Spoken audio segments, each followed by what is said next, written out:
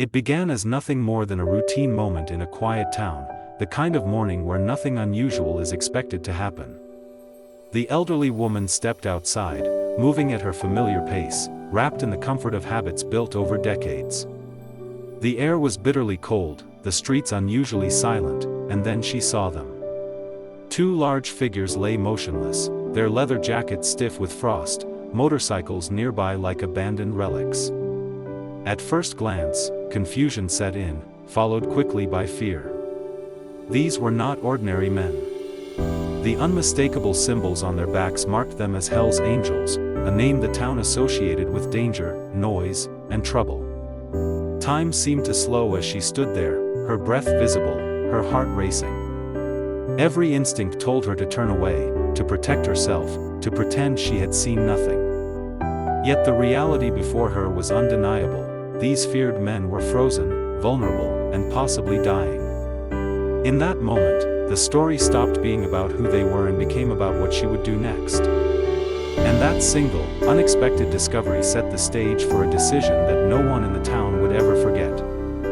As she stood there, surrounded by whispers and judgmental glances, she did something no one expected.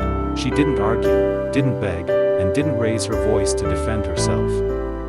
While his anger filled the room, her silence spoke louder than any words could have. There was a quiet strength in the way she held herself, a dignity that refused to be shattered by public shame. She gathered her composure, even as her heart must have been breaking, and chose grace over retaliation. Every harsh word thrown at her only revealed more about him, while her calm revealed her character.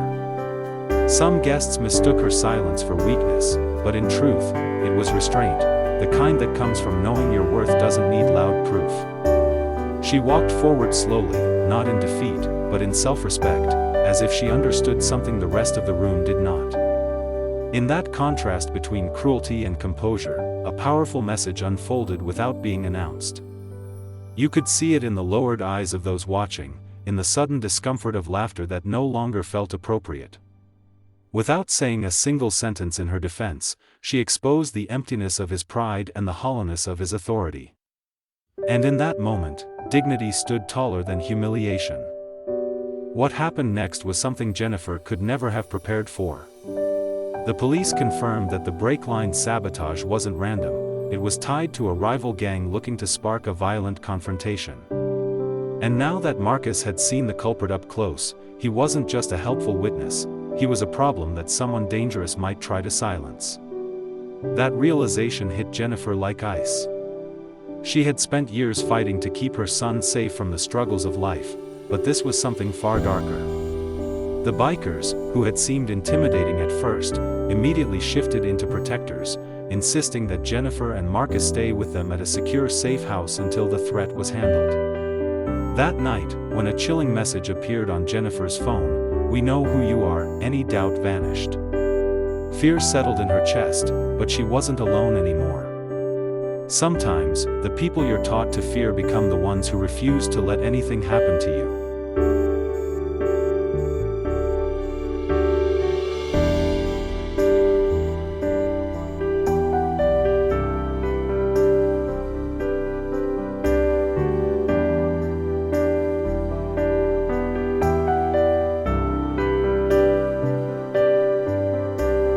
As the story spread, something unexpected happened within the town itself. People began to question the neat boxes they had placed around others for years. The Hell's Angels had always been easy to label, dangerous, reckless, untouchable. And the elderly woman had been easy to overlook, quiet, fragile, someone to protect rather than someone capable of bold action. Yet her choice disrupted both assumptions at once. If a woman everyone saw as vulnerable could act with such strength and clarity, what else had they been wrong about? Conversations shifted from fear to reflection. People admitted how quickly they judged, how rarely they looked beyond appearances or reputations. Some wondered how often they had walked past suffering simply because it wore the wrong face.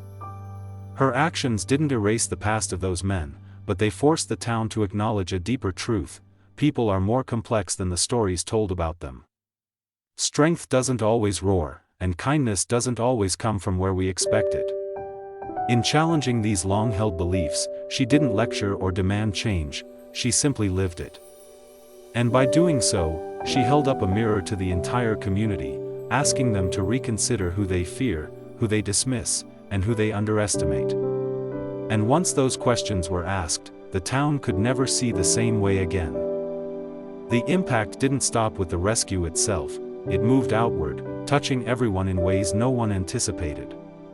By the next day, the story was everywhere, whispered in shops, debated over dinner tables, shared across phones and screens. Some praised her without hesitation, calling her a hero. Others argued, uncomfortable with the idea that compassion had been extended to people they feared for so long. The town felt divided, yet strangely more alive than it had in years. Strangers talked to one another, not about weather or routine, but about values, responsibility, and what they might have done in her place. Even those who disagreed found themselves reflecting. The two men became symbols of a larger conversation, but the woman became something else entirely, a reminder that ordinary people can provoke extraordinary change.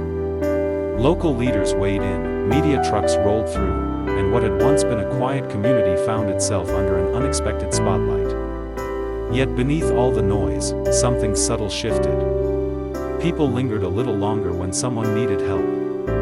They judged a little less quickly. Her single act had created ripples no one could control, and that was its power. Because when one choice can unsettle an entire town, it proves that even the smallest actions can echo far beyond their moment. When all the noise faded and the debates quieted, what remained was a simple truth that was impossible to ignore.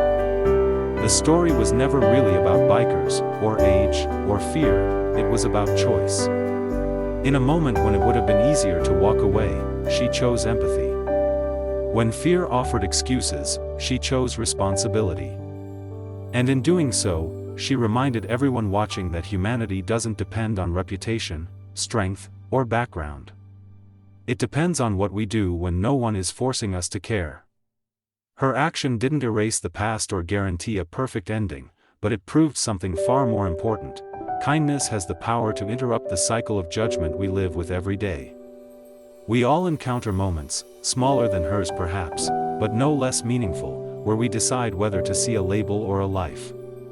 That elderly woman showed that courage isn't always loud, and impact isn't always planned. Sometimes it's a quiet decision made in the cold, guided by conscience rather than fear.